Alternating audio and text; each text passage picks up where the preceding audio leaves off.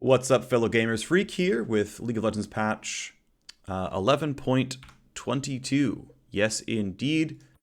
There we go. Click the buttons I wanted to. So this is patch rundown, and I'm back at home. So audio quality should be a bit higher, video quality should be a bit higher, and let's talk about what's going on to this one.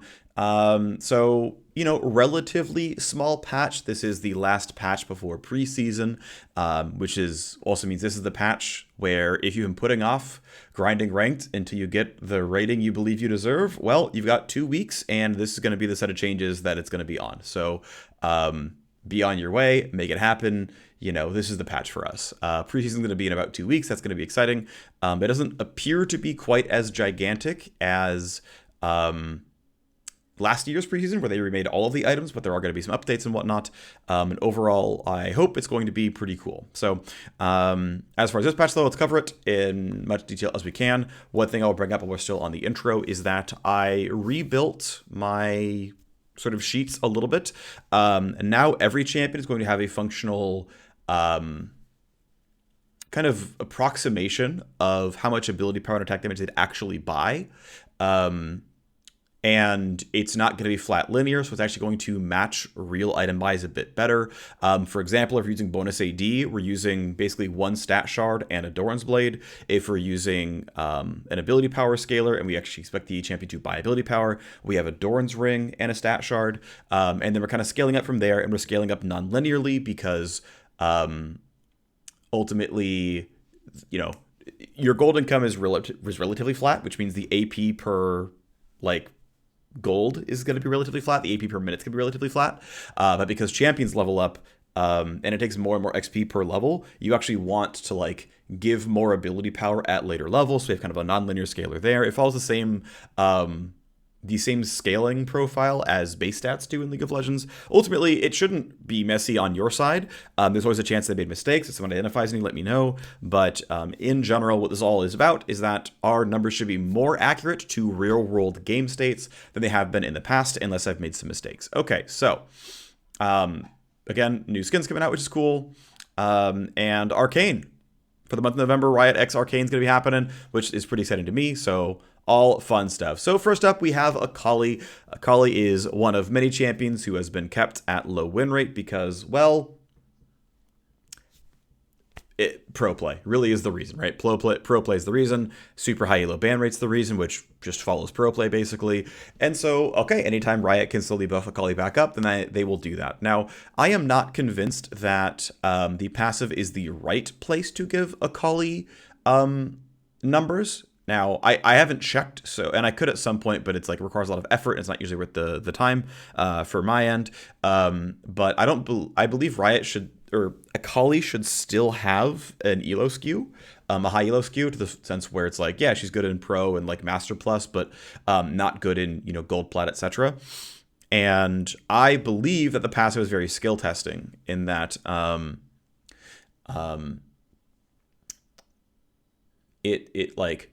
if you're very good at Akali, you're good at getting the passive out several times in your combo, and then it's going to look very good. And if you're bad at Akali, you're bad at using the passive. And essentially, I believe, and this is personal, right? It doesn't have to be the right way to design the game. I believe that it's better for Akali to still be flattened out somewhat more than she still is currently. And maybe I'm wrong, and it's gone the other way. I'm not certain about this one by any means, but I will say that also an ability power ratio buff also tends to be elo skewed, because good players are better at farming than bad players, but everyone levels up by sitting in lane. So here are the numbers as the flashbang comes across, because of course it does.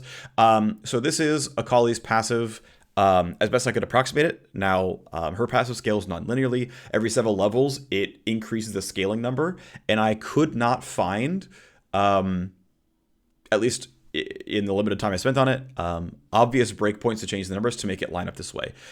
Regardless, what it comes down to is the level 1 and level 18 numbers are going to be accurate.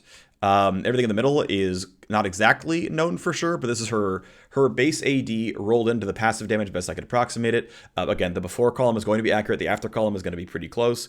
And it starts at a 7% damage amp. It seems to ramp up maybe to a 10% damage amp before falling to a 4% damage amp. And again, keep in mind a lot of this is because eventually her champion's base AD is going to do a lot here, but it's +6 at level 1, eventually +12 at max level, I may have done some silly things here with it being like plus 13 and stuff. I'm not saying the number's exactly accurate. You know, we're at plus 12 very early on here, for example. Again, I may have made some silly mistakes in how I did this. Either way, you know, it goes, you know, from about 7 to 4% increased damage, which is going to be roughly accurate. In fact, I'm pretty sure I did something wrong in the first place because she has plus 5 damage here. So, no, it's supposed to be plus 6. Yeah, so between plus 6 and plus 12, I don't know what to tell you. Whatever. It's close enough though. Again, that's between 7 and 4%. Whatever. I'm sure this might be wrong a little bit, but let's just move on because whatever. This is the math now with AP ratios actually rolled in, because of course there is an AP ratio buff from 0.4 to 0.55. That is very, very, very, very large. That is a really incredibly significant buff to an AP ratio. This should do a lot of heavy lifting in terms of buffing her win rate. I think the base damage change is quite negligible. But the big thing to point out here is, again, I'm using my sort of example nonlinear scaling AP. So again, this is going to assume a Doran's Ring and a stat shard at level 1. Does Akali always go Doran's Ring? No, but I don't care. And ultimately, we're still ending with 17 levels of plus 15 AP per level right here. So at 100 and, I don't know, no, it should be like 275, 85, something around there. At 285 more ability power, right, you're getting about 50 more damage, counting the base damage changes as well. So yeah, and still it could counts in the raw base damage of the champion. And again, we're looking at, you know, a 10 to 13% damage increase. Again, it's going to scale up the more AP you have. If you want to get to death cap, you're going to blow us out of the water. But anyway, this is the rough numbers. And yeah, this is a quite large buff to Akali. And this is like, if you're just like on pace with farming. Like if you're farming at an okay clip, these are going to be the numbers you're going to see. If you're farming way better than this for some reason, if you're snowballing, if you are ultra late game and you get another item, numbers are higher than this. Okay. Next up is Graves. Graves going to scale less well with Critical Strike. So I looked at this a little bit. Things that I noticed, Graves lane is not beating Graves jungle for solo queue. Top and mid Graves are not outperforming Graves jungle, so this isn't necessarily targeting a lane or a jungle playstyle specifically. That said, in pro play, of course, he's played as almost entirely just a top laner. We've seen a little bit of Graves jungle. I think Graves mid is totally viable. People aren't trying to play him right now, but again, he's totally viable there. The other thing to bring up is the discussion around him actually building crit versus lethality. So I got relatively inconclusive results. There are some roles where the correct build for him is, in fact, Youmuu's Eclipse, and you should go lethality Graves. There are other ones where that doesn't seem to be the case. It doesn't seem to be obvious that lane Graves is definitely crit and jungle Graves is not. Like I said, it was all fairly inconclusive, and it didn't seem obvious that crit Graves is definitely the best build. There were some situations where it was. I don't remember what those were. It doesn't really matter at the end of the day, but ultimately, the logic is that he used to have really generous crit ratio stuff because of, in the old item system, you wouldn't realistically buy a Bloodthirster very often. There was no shield bow and whatnot, and so they're saying, okay, if you want to have full-on DPS, you know, and you want to go shield bow, you know, it's like if you want what? If you're going lethality, you can get some defensive tools through lethality with like the Eclipse Shield and whatnot, and then you're going to be very bursty and you're all about the spells. If you're going to go for crit, because, you know, shield bow's very good and Bloodthirster is quite good and whatnot, well, you can do that, but you're not going to have quite the same damage. And I kind of feel like it's more interesting if Graves is a crit user. Like that speaks to me as what's interesting about Graves, and I would hate to see crit be the wrong build on Graves. I don't believe this change is going to make crit the wrong build on Graves, but I believe if there is ever going to be one dominant build, it should be the crit one. Like, that's where he should live. That's my opinion. Now, it could be that it's still out of line and he's just simply too good, and that's okay. If the crit build is simply too good, that's not exactly what my research showed, but it doesn't mean I did it perfectly. End of the day, it's going to be a bit less damage on Graves. The math to this, I did not have a good way of simulating, so we don't have math here, but it is obviously going to be some damage down for the crit builds. The damage down in lethality builds is, of course, going to be unchanged. Now, if you're doing, you know, Youmuu's Collector or something, then you're going to feel it a little bit, but end of the day, it's going to nerf crit builds a little bit, and that's maybe okay, but I'm not sure. Next up, we have Kalista. So Kalista is getting an early and late game buff. We can look at the math in a second, but essentially Rend, to my understanding, has a total AD ratio. So an A ratio buff is going to affect her at level 1 right away because her base AD matters, and her base AD is quite high.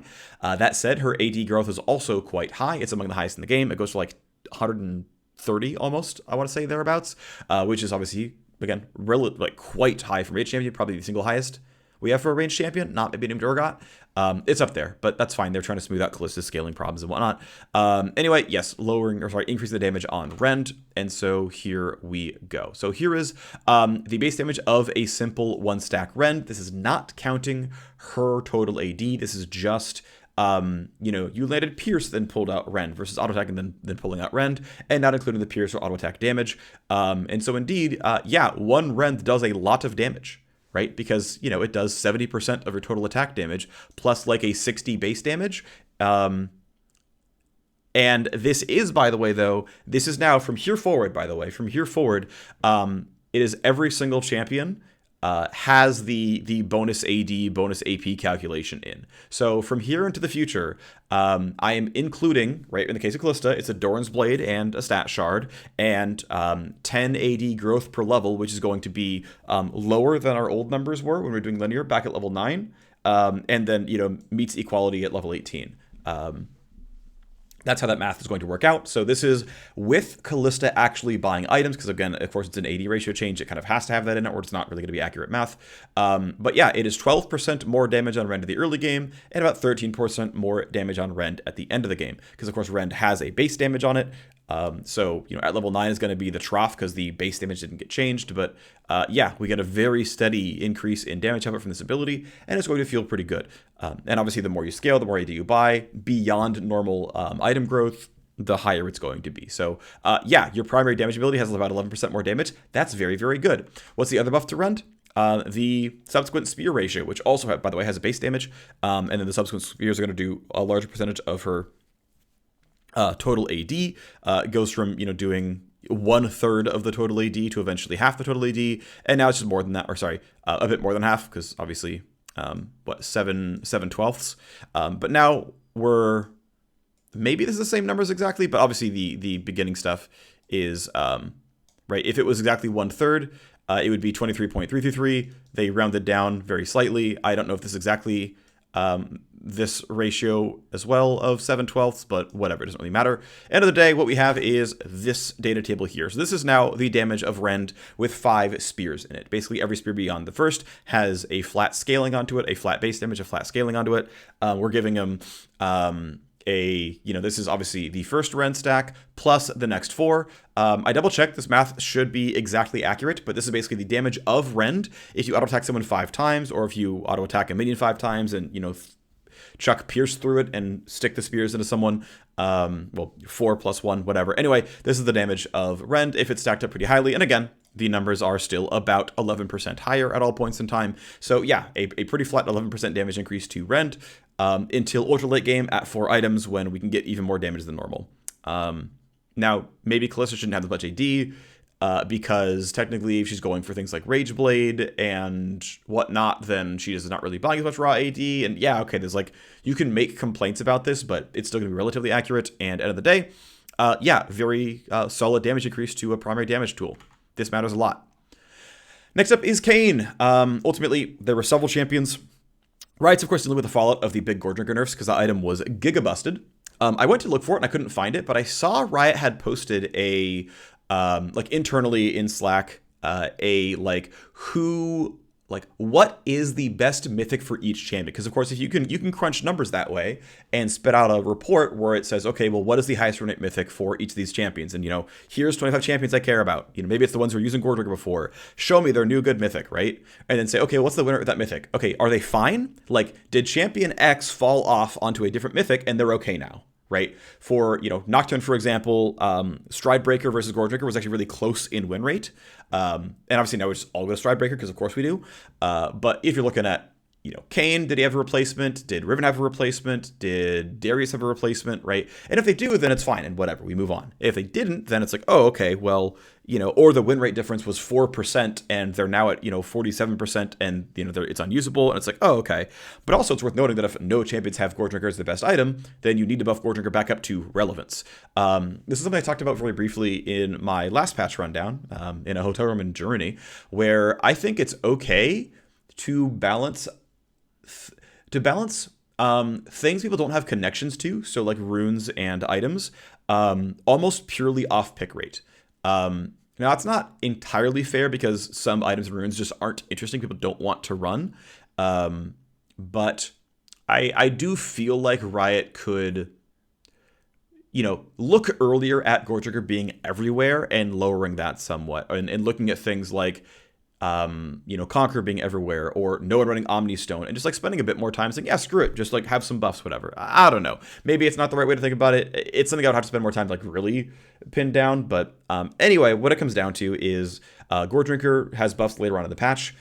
It isn't doing very well, doesn't have a lot of users right now, and a lot of the users of old Goredrinker, if their win rate plummeted, and it's like, well, their next best mythic for Rost is Trinity Force, and it's 47% win rate. It's like, well, okay, Kayn just needs buffs for red Kayn. Like, it's just not viable at all. We can bring Goredrinker back up a little bit, but it's not going to be that much higher than, current mythic choice. So, okay, the item needs buffs, and the champions need buffs, and so here we go. I remember seeing a complaint on Reddit of something to the effect of like, oh gosh, heavens forbid that, Goredrinker isn't S+ for more than a week. But it's like, Goredrinker is literally unpickable at this point in time. Like, don't give me this garbage about how, like, sure, Riot probably should have nerfed this thing sooner, and I think that's totally reasonable to say and be like, hey, Riot should have done more to nerf Goredrinker earlier on in the season, and I agree with that, by the way. I think Goredrinker should have been nerfed much, much, much earlier on in the year. But, like, it's not to that much of a detriment of the game. This has been by far the most diverse worlds of any worlds, and it's not close. It's easily the most diverse worlds. And even though Goredrinker is a bit OP, it's like, well, on average, each team buys a little less than one Goredrinker, right? To be clear, each team on average buys fewer than one Goredrinker in their game. The item is not so busted that it's 3 per game, per team. It's not, right? Now, sure, are there literally any Goredrinker junglers?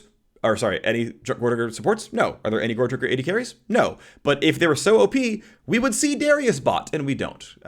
So there's something there, right? Where, if it was actually only ever Renekton and Lee Sin and set mid, we would see triple Goredrinker, but we don't. Mid lane's exclusively mages, and top laner has a lot of marksmen in it because you don't have to go Goredrinker to do well, right? So again, I don't think the item was turbo busted. It was just overpowered.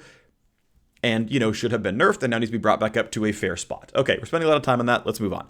So red Kayn is getting buffs. So Reaping Slash, the base AD ratio on the ability is the same. The base percent health damage on the ability is the same, but the amount of percent health damage you get per attack damage is going up. Similarly, Umbral Trespass does percent of max health. That base value is going up, but the scaling of percent health per AD is not changing. Okay, so in this case, the AD scaling of health ratio went up, and in this case, the base damage of health ratio went up. Okay, so here are numbers. And I'm double checking I'm not doing something. Oh yeah, sorry, here we go. So here's Kayn Q, right? Of note, again, this ability actually doesn't scale anything except maybe cooldown as red Kayn. I think the cooldown might scale, very, very lightly, but it's also why people W max on Kayn, because Q's rank up is kind of trash.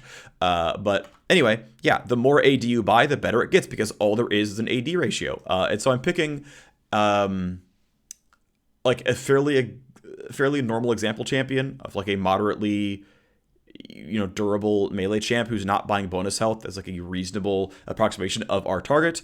And this is the damage of Q. The more AD I buy, the better it goes. And then, of course, I'm doing, at 2 to 300 AD, because keep in mind, this is a total AD ratio to my understanding.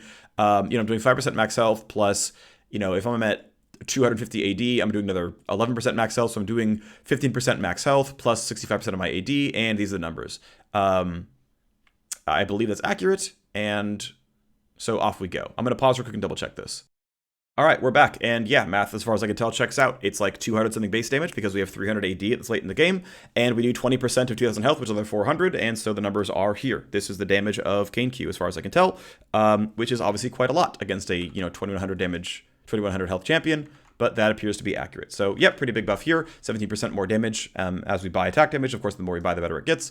And then over here, we have the R damage, which is basically just flat, so all of the big damage increases are in the early game, and it kind of falls off over time because, again, the ratio is not going up. So the percentage it's better is focused towards the early game. Okay, great. There we go. Red Kayn does much more damage. Off we go to the races. Next up is Kha'Zix. Kha'Zix is getting a flat damage decrease. Of course, with Goredrinker champions getting worse. Champions are in general less tanky. Anyone who wasn't a Goredrinker jungler is now doing really, really well, because basically there were two kinds of junglers. There were Goredrinker junglers and non-Goredrinker junglers. Of course, the current jungle meta in pro play is almost exclusively Goredrinker junglers. Again, that is one spot where the item is definitely doing very, very, very, very well. And so there were some who were strong. We have champions like Kha'Zix and actually Graves. Like Graves in the previous patch got nerfed, and his win rate went up because he was against Goredrinker users.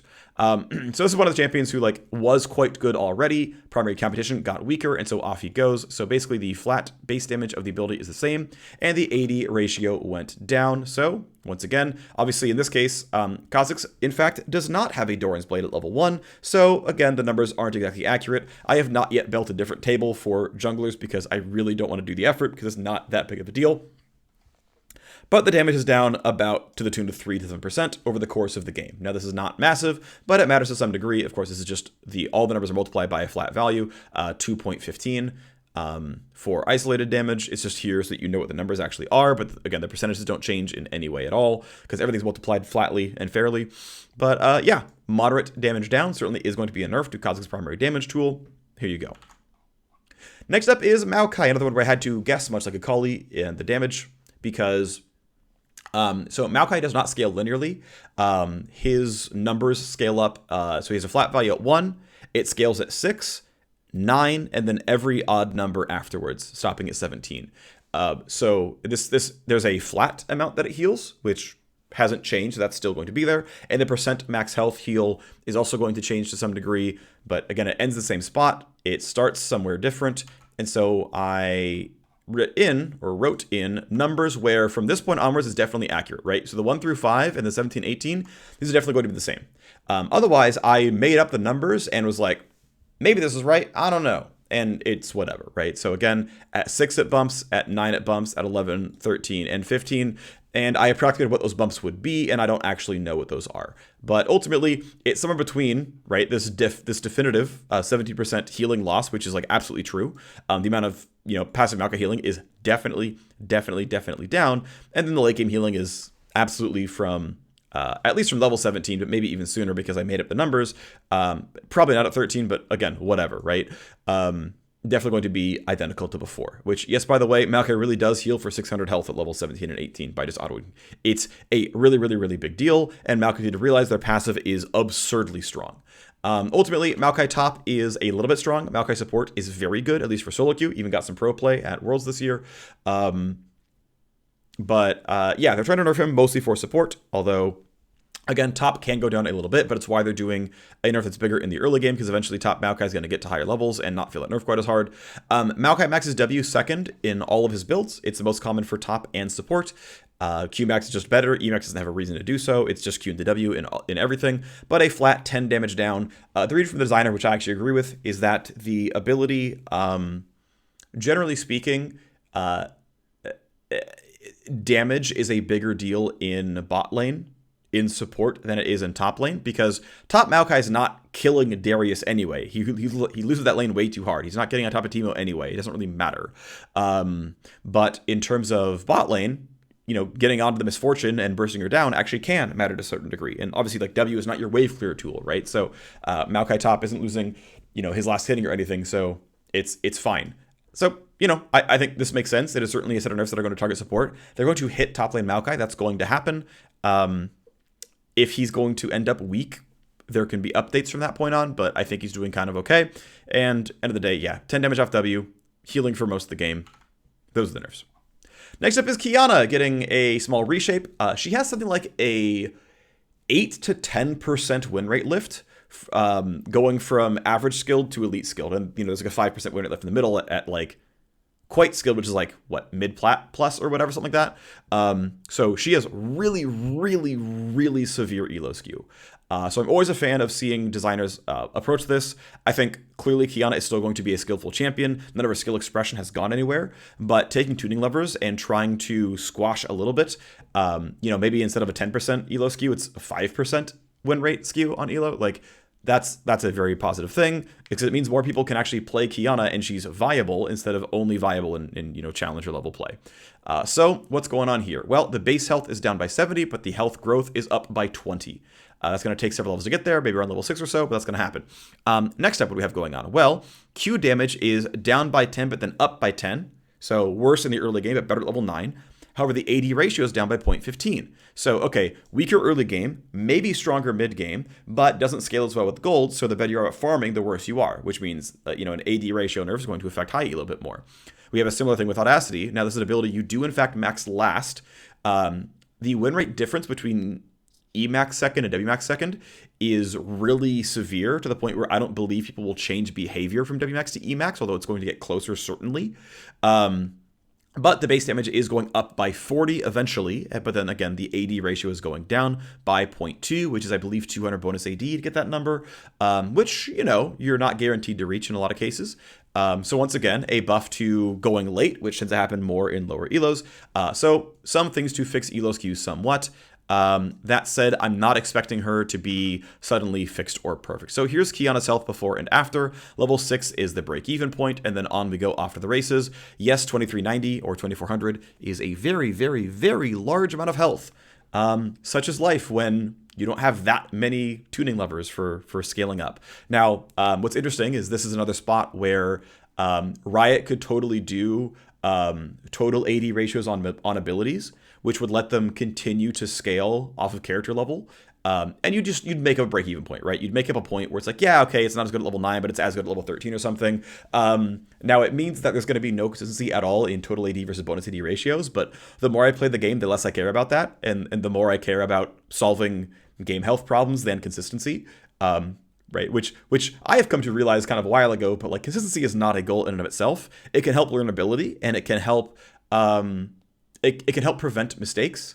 But anyway, what it comes down to is, she has a really absurdly high health at level 18, and her armor and MR are, I think, normal. Like they're decent. They're acceptable for a melee champion. I don't know if they could have gone up a little bit more as well. Like I don't think they're low, but like. They could have gone for like actually 0.25 more AD per level or health per level or armor. There we go. Wow, my brain isn't working. And done the health change, just like so the health bar wasn't quite as big. It doesn't really matter. Whatever. But I'm just like randomly saying things that are ideas in my head. None of them have to be actually relevant or useful. But yeah, way more health in the late game, much, much more durable, which basically just means she's much more forgiving to pilot in the late game in team fights, which is something that definitely skews with lower MMRs and will help raise the floor for sure. Also, her early game is much more punishable, which, also definitely of relevance. So here's the Q damage difference. So once again, down by 10, up by 10 in the late game.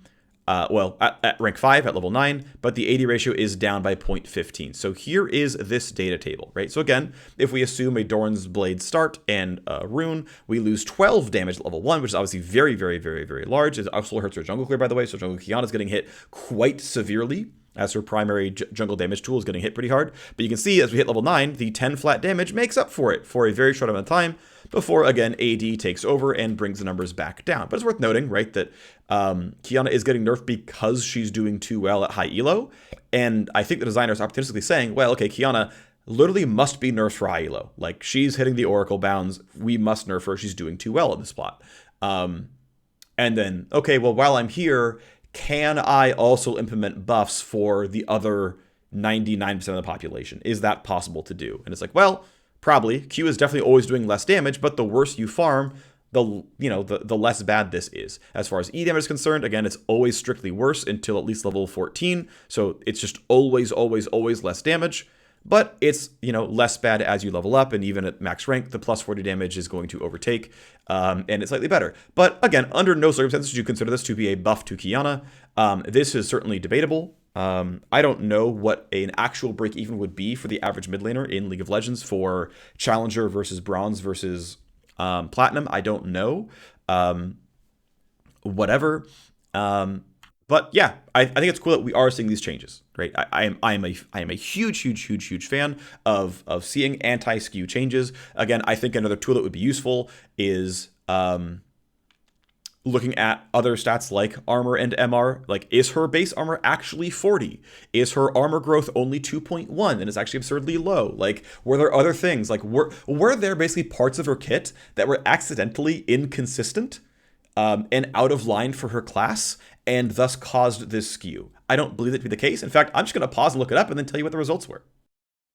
And the answer is no, nothing is out of line. 3.5 armor per level is actually reasonably high. 28 base armor is not absurd for a melee champion. MR is completely normal. AD growth is fine. I mean, it could go a bit higher for melee champ, but like, it's not out of line or anything. It's not absurdly low. It's still well over 100. So like, you know, yeah, there's nothing like inherently wrong. You know, the designer didn't like miss something when they built the champion in the first place. Just, yeah, Qiyana has a really aggressive elo skew. And so, you know, she's difficult to play, right? The whole picking elements and stuff. Yeah, it turns out you're going to create a lot of elo skew, and she's much more complex than similar champions, right? Zed just presses R and Unga Bungas on the keyboard and receives a kill. Qiyana has to, like, choose when to stealth in team fights. Like, yeah, turns out that's pretty big deal, right? So, you know, end of the day, whatever, this is the world we're in. Okay, let's move on finally. We're back to long patch rundowns, by the way. This has like 7 total changes and we're half an hour in already. Next up is Renekton. They're reverting the Renekton W stun stuff. Goodbye, it's all back. I believe all the Renekton stuff came in time for Worlds, and, you know, Rascal still picked Renekton. Now, that said, Renekton was gone for most of Worlds, right? Not that many people still played Renekton. It was mostly just Rascal. So they did it. But Riot's like, yeah, that felt too bad.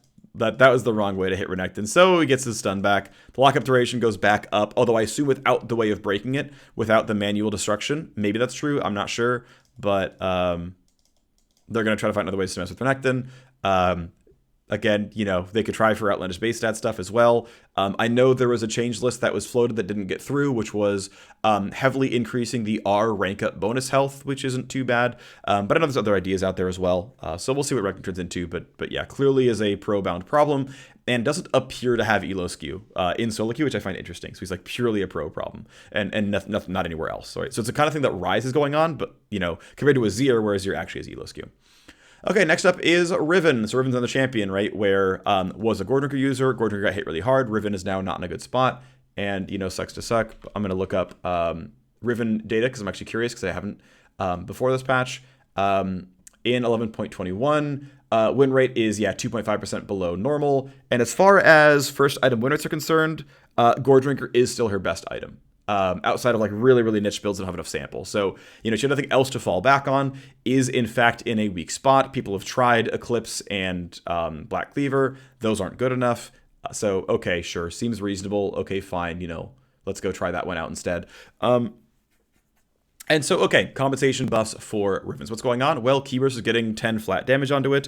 As far as I can tell, you max its ability last, so 10 damage on a button for the entire game, regardless of rank. Okay, great. And then an AD ratio buff to her E shield, which, again, we can look at because here you go. Here's the W damage. It's 10 damage higher. Again, we're including the AD ratio. We're including her expected bonus AD buys. Here's the numbers. Off we go. As far as the E shield, again, the 0.2 AD ratio means more and more and more and more as time goes on. He maxes 1 second, so, you know, you kind of trough around here. Look, what, you know, there's 7%, right? There's the trough at max rank of the ability. But yeah, pretty solidly more shielding, right?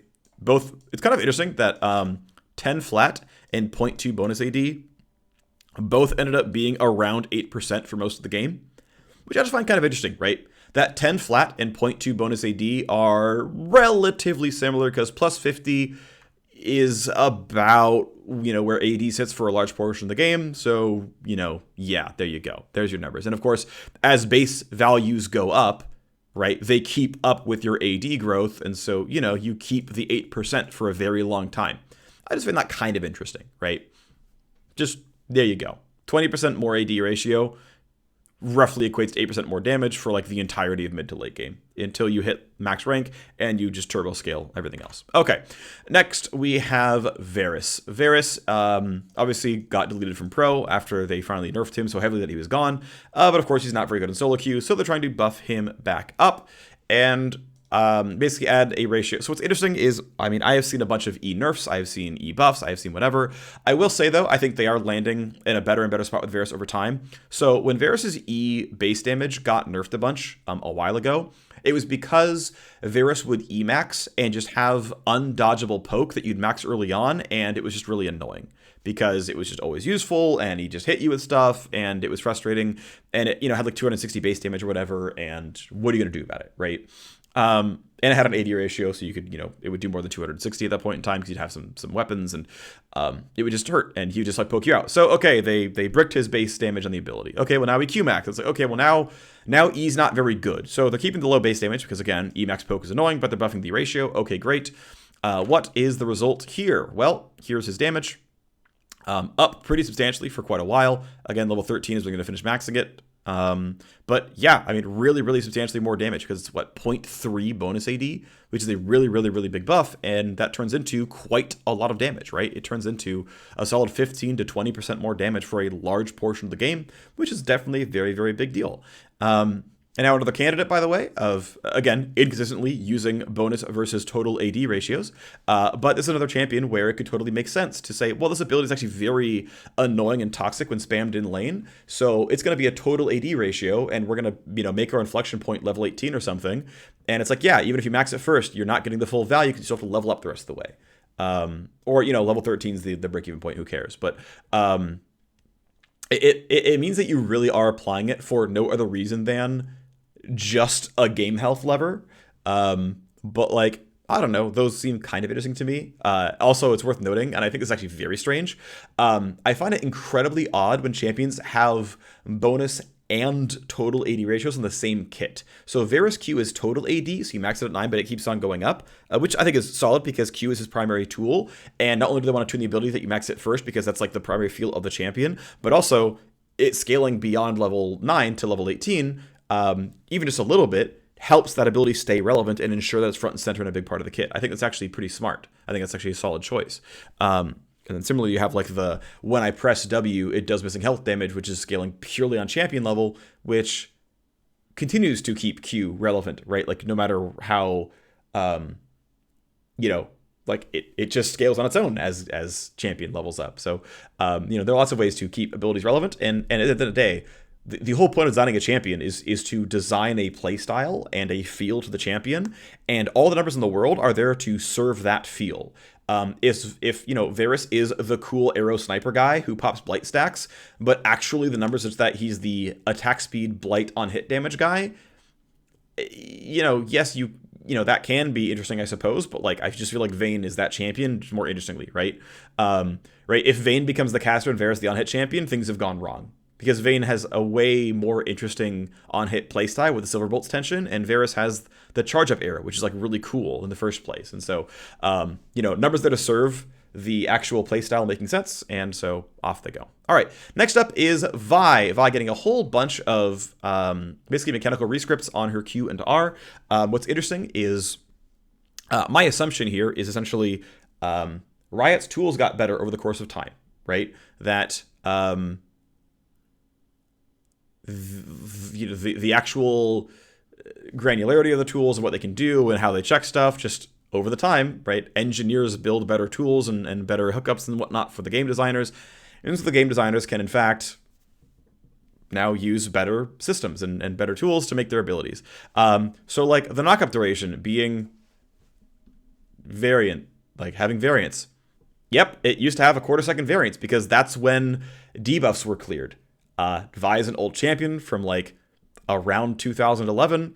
And so, the knockup debuff would clear itself every quarter seconds. And sometimes it would clear it exactly 1 1/4. Sometimes it would clear it almost 1 1/2 because the knockup lasted 1 1/4 seconds plus whenever the debuff got cleared out. So who knows? And so technically this duration, like condensation, actually results in a buff, right? It's slightly on the high side of average. 1.375 would have been the average number, whatever. I actually think it's probably correct because my understanding is because the game, like any game, is actually based on frames. And so it's like, well, yeah, if the game runs it, I believe, I don't actually know, but this is what I've read from external sources, that the game runs at 30 frames per second. So every buff and debuff and spell and everything, like, can only be granular to every 30 frames, aka 33 milliseconds, aka 0.033 seconds. I'm like, maybe every ability in the game should just always be in the tune of tenths of seconds or thirds of tenths of seconds, right? Because nothing actually lives 1.25 seconds long. It lives 1.266 seconds, right? Essentially, because it has to hit you and then start and then go that number of frames. And I assume that means that actually every, 1.25 second is actually 1.266 seconds. And it's like, I wonder if we should just like embrace that and things should actually scale just in tenths of seconds, right? Just every 3 frames. Like, yep, this is 3 frames longer. And it's like, yep. And then it's consistent always. I don't know if that's actually silly or wrong or whatever, but it does mean you can like be sure that things you're scaling are accurate. But it also means that 1.4 seconds is definitely going to be like exactly that number of frames. Just, I don't know, something I find interesting, right? It's always going to be 4 to 2 frames now. Just something like I think about because I'm kind of curious about that. Because I know fighting games are brought like very much into exact frame data, right? Fighting games are absolutely, frame based. I don't know. That's always interesting to see like which games work that way and which games don't. Path of Exile has a thing around like its cooldown scaling and like hitting breakpoints and whatnot. Diablo 2, which I used to spend a lot of time on, like certain weapons could get to 2 frames per swing versus 3 frames per swing, and like hitting that breakpoint was obviously a really, really big deal because attack speed just didn't matter at 3 frames to go all the way to 2 frames on Cyclone or Whirlwind. I don't know, weird stuff, but like when any game people play for 10 years eventually gets to that point, right, where you can actually spend time on that bit of information and it's relevant in any way relevant. Something I find interesting. Anyway, once again, knockup duration now consistently or just a little bit longer. Okay, knocked up for a bit longer on the Q. Dash reigns. So yeah, one thing that Riot has done over time is decide that they would like to cheat dashes as well. So right now, if you flash or arcane shift or whatever, and you would get over the midpoint of the wall, you would get to past the midpoint of the wall. It says, okay, well, how can I get out of the wall? And just goes, where's the nearest exit? And it puts you there. That's why you can flash over thick walls. That's why you can arcane shift thick walls. And it's why people sometimes flash in place because, they know you can flash the wall, but you have to get to beyond the halfway point. And so if you're off and then you try to flash, you're not past the waypoint and you just go right here and it sucks. So Riot's decided, you know what? Okay, we're not going to do the full midpoint cheating on dashes, but what's a reasonable range to cheat on dashes? Is 50 range okay to cheat? If you're over the wall minus 50 units, okay, because compared to blinks, like flash and arcane shift, if a dash can't go over, you just stop at the wall instantly. If you're to go 99.9% of the way through the wall, you instead go 0% of the way through the wall. And say, okay, well now if you go 99% of the way, you are going to get through, which I think is like totally reasonable to do. I think it's actually a fair way to design the abilities. I would not like dashes to do the midpoint thing because I think that's really... It's just kind of wonky, to be honest. I think that's kind of bad. I think it's fine with Flash. It's just like is the way this stuff works. But I think in my brain, I like small cheating for dashes. So here's some small cheating. Right. So now there's a tool for the ability looking up, or the designer got better at it. Right. August got better at designing his champion. And the tool did actually exist back in the day. I don't know which is the case, but I'm just going to assume, tools got better. But now the ability when you let go of Q says, oh, how long was I channeling? Instead of a buff that ticks every quarter second that says I've been channeling 1, 2, 3, 4, 5, 6, 7 ticks damage, right? Now it's like, all right, I'm charging. That was 1.37 seconds. Got it. Great. Like that's the freak thumbs up of that sounds better. And then also, I know this is a different block as well. This is instead of a quarter second long check or every quarter second check, have we collided? Have we collided?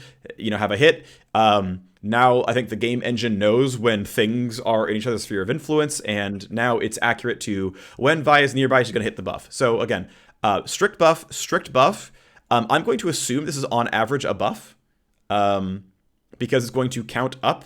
If you charge for 1.24 seconds, you're going to get more than 1 second of charge damage. So like that, and distance, like that seems like a positive. And then, yeah, the knockback is much more consistent and at the maximum range, right? At the intended max range. So Vi Q is going to feel a lot better, I'm going to assume. This is probably a quite large buff to Q overall. Then we have the R. Again, instead of being a random knockup duration, it's slightly on the high side of average.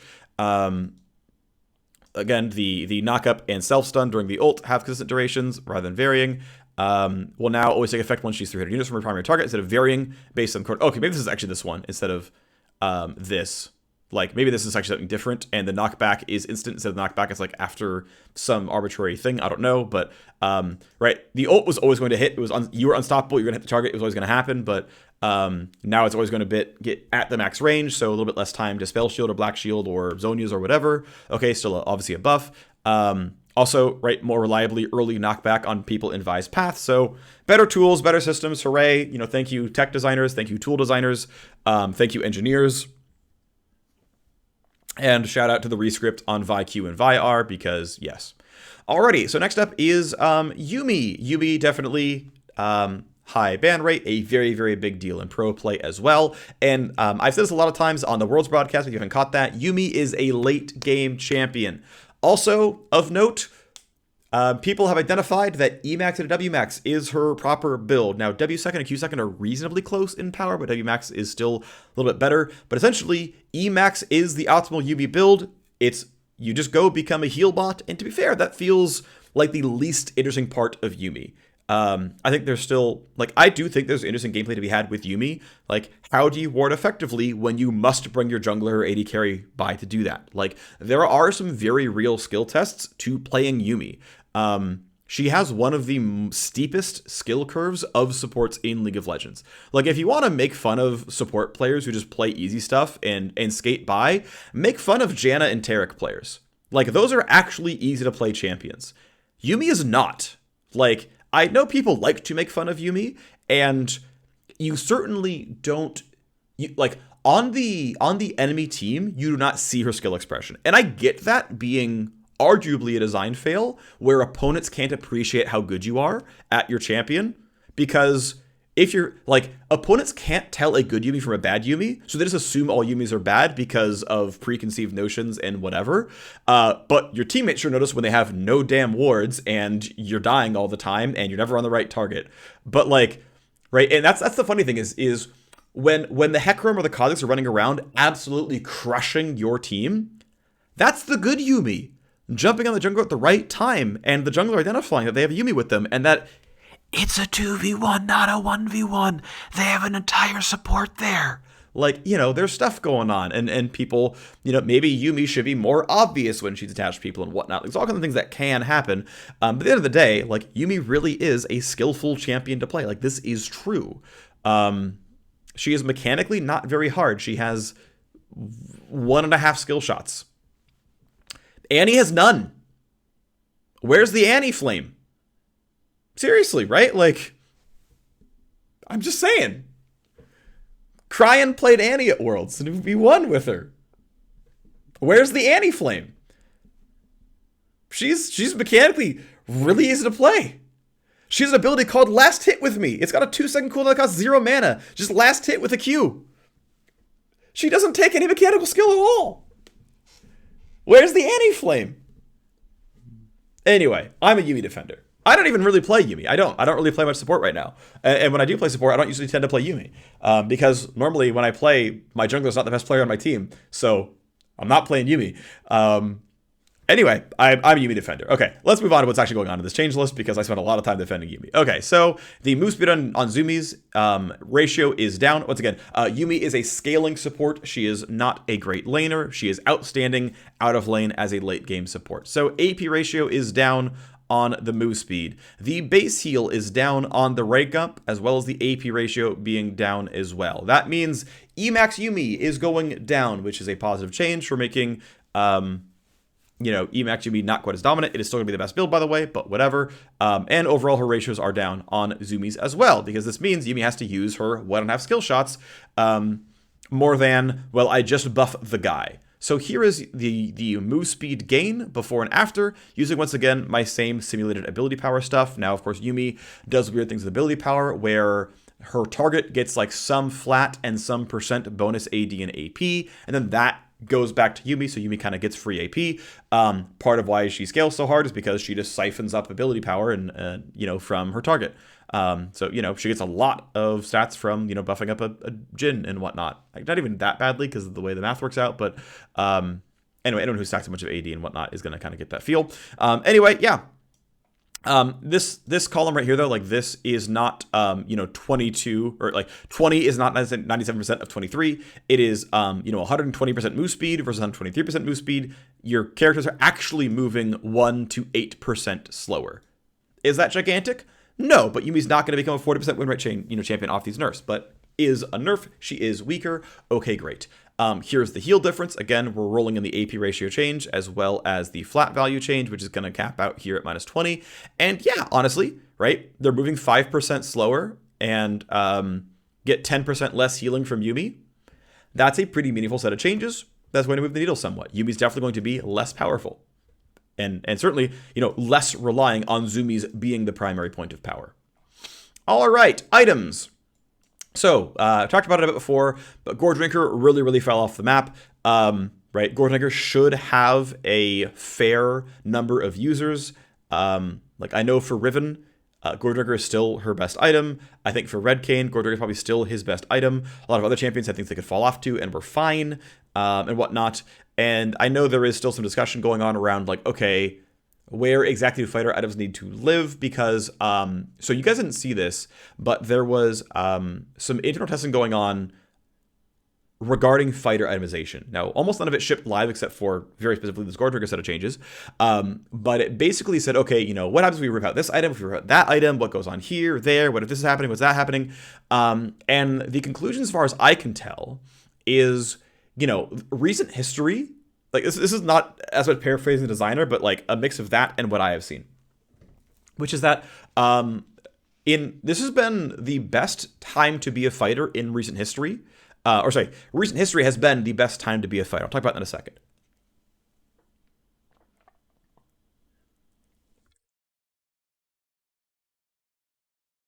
So if you go way, way, way back to like 2013 levels of League of Legends, the core Renekton build would be like Brutalizer, Sunfire Cape, tank item, tank item, tank item. The Darius build would be like Trinity Force, Sunfire Cape, tank item, tank item, tank item. Fiora didn't get the team fight, right? Like, and I know, like, if you go back and look at Worlds 2018, I think we had some Fiora and whatnot, but like, I know Worlds 2015, we had some Rivens and Fioras there as well. This is like when Gangplank was really busted and Mordekaiser was a permaban. There are some fighters, but you can go back and look at what some of those champions were able to do and what they were able to build. But like I've been playing League since 2009, and I played for like half the history of this game. There did not exist fighter itemization. Like Black Cleaver had, I think it was like BF sword, long sword. And then, on auto attack, you reduced armor. And it's like, okay, is that an assassin item? Is that an AD carry item? Like, what does this thing do? And then it gained attack speed, which made it a little bit, make more sense for AD carries. And eventually, Black Cleaver became a fighter armor shred item. And eventually, Riot realized, like, oh, we should make fighter items for fighters so they can build attack damage and health. And they're never going to be as tanky as tanks because, they're not Ornn, or Malphite or whatever, but they can be tanky enough that they don't get one shot by a Syndra ult, and they're actually allowed to join team fights, right? And they have enough of a health pool that they can then recoup with things like Renekton Q and Goredrinker active and whatnot, and Mundo ulti and stuff. And now Mundo, of course, just builds full tank, and that's fine. I don't think Riot's trying to change that or anything, but Riot eventually figured out how to build items for fighters to teamfight, because before they couldn't. It was just not possible to teamfight on these champions sometimes. Or you built as a full tank, and it was like, wow, I'm Renekton with a total of 25 bonus AD. I could have just played Malphite, And so that honestly, yeah, that's pretty garbage. And so going back to, them testing and okay, if we run this side, what happens? If we put in this side, what happens? If we switch this side around, what happens? If we, really, really buff Mob and Mortis, what happens? What goes on here, what goes on there? And the TLDR that I can recall is basically Sterix Gauge does a lot of heavy lifting for even allowing fighters to team fight. That, functionally items like Sterix and Guardian Angel and to a lesser degree Goredrinker, like if you don't have these really sort of really strong frontline tools, you just can't play these champions. Like, you're just not allowed. Like, why is it that Riven, has a really, really high solo queue win rate, or had for a very, very long time, and pros just will not play the champion? Like, unless you're literally Viper, basically, right? You just don't play Riven. And it's because it's really impossible to team fight if your champion doesn't go Goredrinker Sterix. You just don't get to, right? It's why every pro player builds Divine Sunderer on every possible Sheen user instead of the actually better Trinity Force. And some of that is they're wrong to some degree. Like, Divine Sunderer Gangplank is strictly incorrect, and Triforce is better. And thankfully, most Gangplank seem to go Triforce now, but like players like Alfari still go Sunderer, and it's just incorrect. But it's like, why do people build this way? Because like they literally need these durability items where they actually cannot team fight. They're just not allowed to. And you can kind of see it with Camille builds where they'll go Sunderer Titanic GA, I think, and it's like, yeah, it's a bunch of 500 health items because otherwise they literally can't walk into a 5-on-5. So this all circles back to the fact that fighters need durability items, right? They actually need items that function for them so that they can actually play in 5-on-5s. Otherwise, they have to perma split, and teams are not willing to pick champions that will never, ever be able to group. Which I totally get, right? That makes sense to me. So anyway, after the changes, Goredrinker gets 50 health and 2 more Omnivamp. And so here is Goredrinker before and after. Now, one thing to note here is I am basically self-mathing the Omnivamp number. This is basically taking 2 times the value of lifesteal and saying that's the appropriate value for Omnivamp. There's an argument that it's not, fair, but even if we deleted this line item, it would still be rather close. And I mean, you're not going to tell me that attack damage, ability, haste, and health are mispriced, right? So this item is definitely incredibly efficient, as was the old version, sure. But even though it was efficient, we can clearly see the fact that there weren't many good uses on it. It clearly needs to be better than it was, right? So I think the Mythic passive is a little boring, but Thirsting Slash is only so good, of course. As an active, I mean, it is quite solid, but at the end of the day, right, Riot can say, or see, okay, which champions actually are going to Goredrinker? Oh, only 3? That's a problem. Let's buff it, right? And move on that way. So I think, that's one of the things where data is really, really good at helping make balance choices, because even if I can do all this math and say, no, trust me, it's really efficient. It's great. Don't worry about it. These items are meant to be, 120, 125% gold efficient before Mythic passive. And, arguably Thirsting Slash is better than 200 gold. But if the point is that Goredrinker is actually not good for anyone, then, okay, it gets buffed, right? And on we go. So, bug fixing QL stuff. This is now going to more accurately reflect the client state. Okay, great, cool. AFK penalties will continue to roll out in Korea. Okay, great. And yeah, this is what we're going to have. So, patch 11.22 TLDR. Pretty small one overall. Nerfs for mostly solo queue, as far as we can tell. No pro focus nerfs because we're not going to see pro play until next season. So why bother? We can't affect pro until 2022. So let's just let the season, figure out where it is. Buff to Goredrinker, buff to a bunch of other champions that we're not going to see, and some skins. So let's talk about it. Akali is getting quite a bit more damage, though most of it is backloaded into the AP ratio, which is probably going to be a high skill focus buff for Akali. So we'll probably see her back in Challenger Elo. Graves is going to get worse with his crit builds. It is not definitive that crit or lethality is the better Graves, although now crit's going to lose a little bit of power. So we'll see. Kalista is gaining pretty substantial damage on Rend, both at the first stack and the ones beyond that. It's worth noting that Rend does have a base damage. And basically what it comes down to, though, is about a 10-ish% damage amp to Rend overall, accounting for building attack damage, accounting for rank ups, accounting for stacks, all the above, the ability itself. If this just said Rend deals 11% more damage, that would be this tooltip. So there you go. Kayn is doing substantially more damage. Basically, his Q scaling on target bonus health is going up, and his R base damage on target bonus health, max health, is going up. That means Q damage is going up over time, and R damage goes up early on. Next up is Kha'Zix, losing some damage off the ratio. Overall, it ends up being like a 7 to 8% damage nerf in the mid to late game. Not massive, but certainly is a strong performer, so down he goes a little bit. Maokai is losing some healing. Now, it's worth noting that at level 17, It is back to flat. It is back to the same number it was before, but every step before that is going to be pretty massive, and this is to the effect of like a 20% regen nerf early on in the game. Now, that's a bit of a lie, just because obviously Maokai has a bunch of ways to regen. This thing has a pretty long cooldown early on. He's got base health gen in the first place, so his overall sustain is not quite, just based off sap magic, but yeah. Worth noting though that late game Maokai healing is really, really, really, really, really, really high. Twisted Advance is losing 10 flat damage, which the designers hope to be more focused towards support, where you're bursting down an enemy champion. Next up is Qiyana. Loses base health, gains health scaling. This is a buff at level 6. Q is down 10 to plus 10, but lower AD ratio. It is almost equal level 9, accounting for buying AD, but it's basically a big nerf across the game. Audacity is up 0 to 40 damage, but down 0.2 AD ratio, which is a nerf for everything but level 18 if you're at a decent farming clip. This is meant to be a nerf because of elite play, but also meant to somewhat bring up the floor because she has incredibly, incredibly high win rate skew with MMR. Renekton gets the revert on the stun. Okay, he's back. Riven gets 10 flat on Key Burst and 0.2 AD ratio on Valor. This ends up being, I want to say, about 8% increase in both cases. W does about 8% more damage for a large portion of the mid-game. Keep in mind, it's a 1-point wonder for a very long time. So, as your AD scales up, eventually you dwarf this. But for a long time, it's just going to be that same number. Valor, just kind of as the way the numbers work out, it kind of lines up that way.